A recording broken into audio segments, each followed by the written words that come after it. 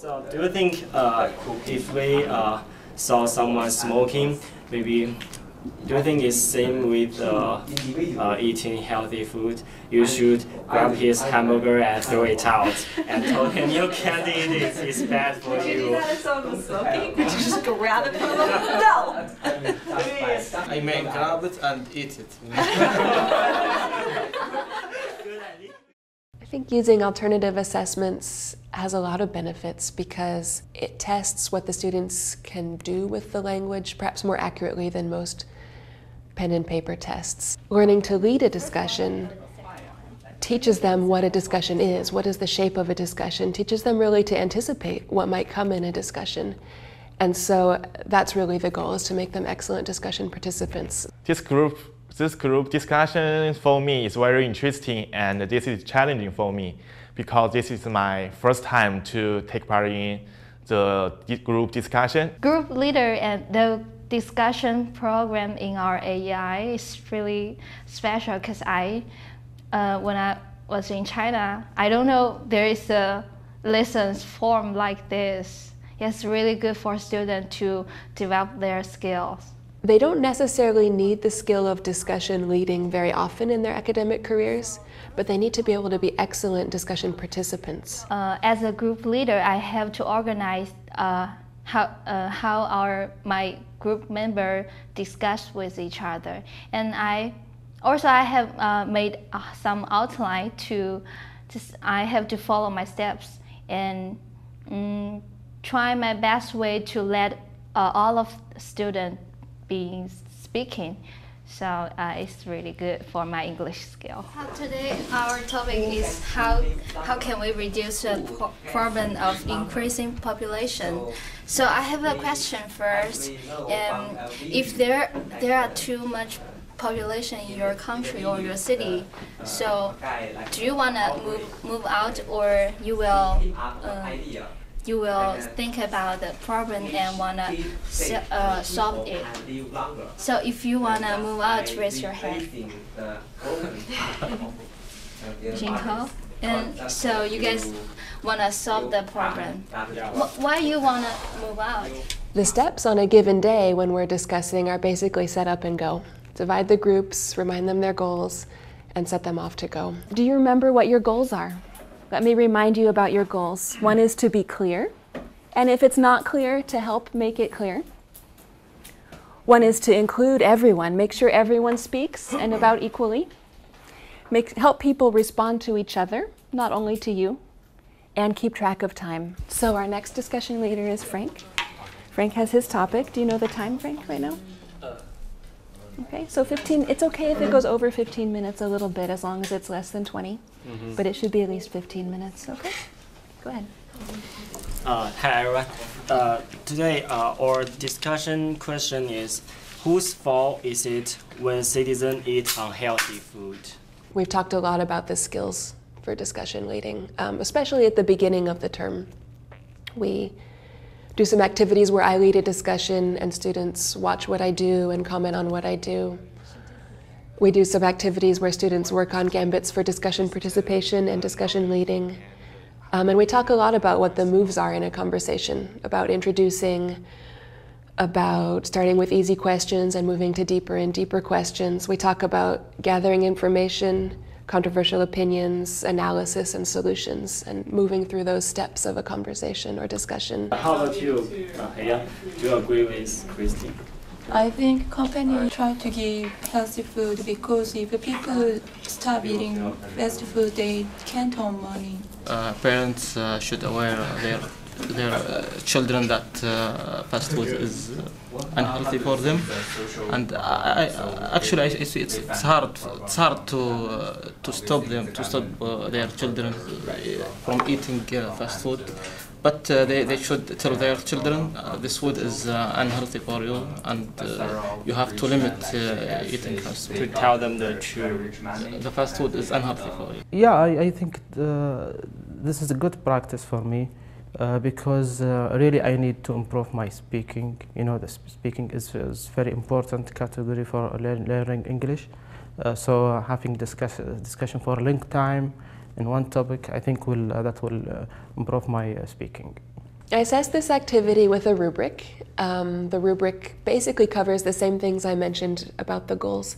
It asks about how was the topic introduced, was the discussion leader clear, was everyone included, how was the interaction among participants in the group, and about time management and the conclusion. Yes, we have this policy in China.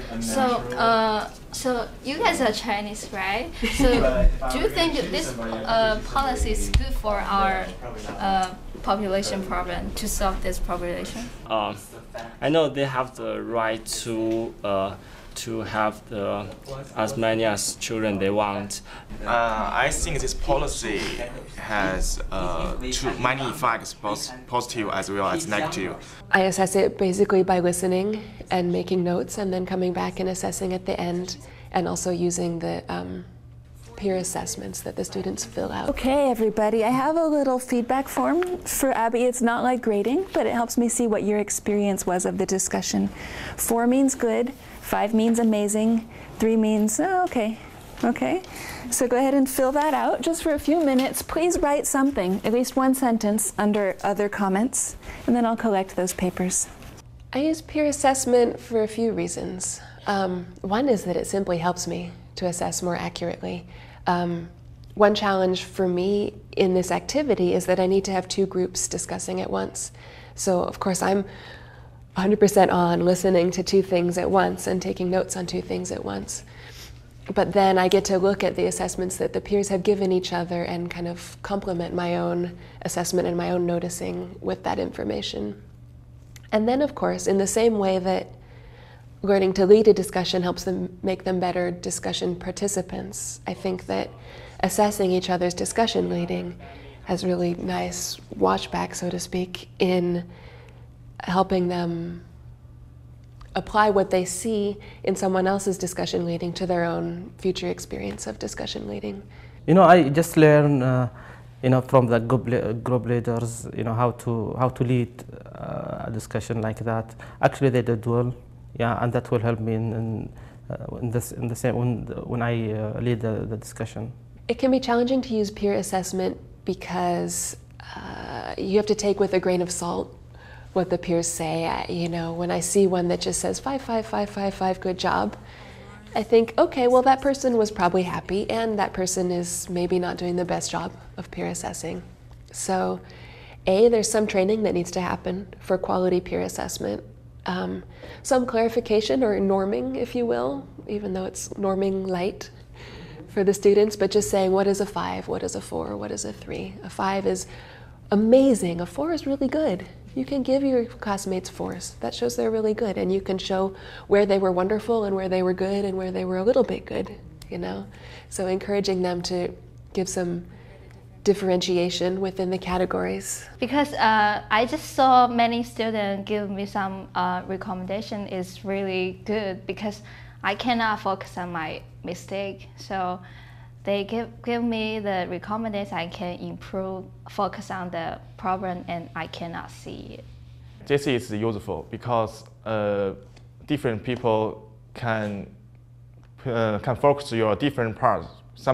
For example, my pronunciation is not good, so a lot of students tell me you should improve your pronunciation, and others think I should enrich my vocabulary. So this is all useful for me. That I can learn from good students, not only from the instructors. Sometimes I get a new vocabulary from them. Also, I know new skills from other students. I think so. I always learn from good students. Grading tests can be really easy, depending on the test, right? Grading, discussion leading, or other kinds of alternative assessments can be really hard depending on how you do it, but I think it doesn't have to be really hard. I think that if the rubric is clear and simple, and then it can be easy. And of course, it's a process of making the rubric clearer and simpler and getting to exactly what I want. Conclude yet, the cooking way and the number of the nutrition are the main points that we determine what kind of food that we can eat. So most of you guys think that the the testy and the healthy are, we need to both focus on it. So that's all. Thank you. Basically, English is a tool that they're going to use to communicate, to acquire knowledge, and so on. So we want to test their ability to use the tool, not their kind of declarative knowledge about the tool, right? So I think alternative assessments are more suited for testing their ability to really make use of English to communicate. I think language is a skill. It's not really like a kind of knowledge. And if this is a skill, we have to practice it and practice in our life, in our activity, everything.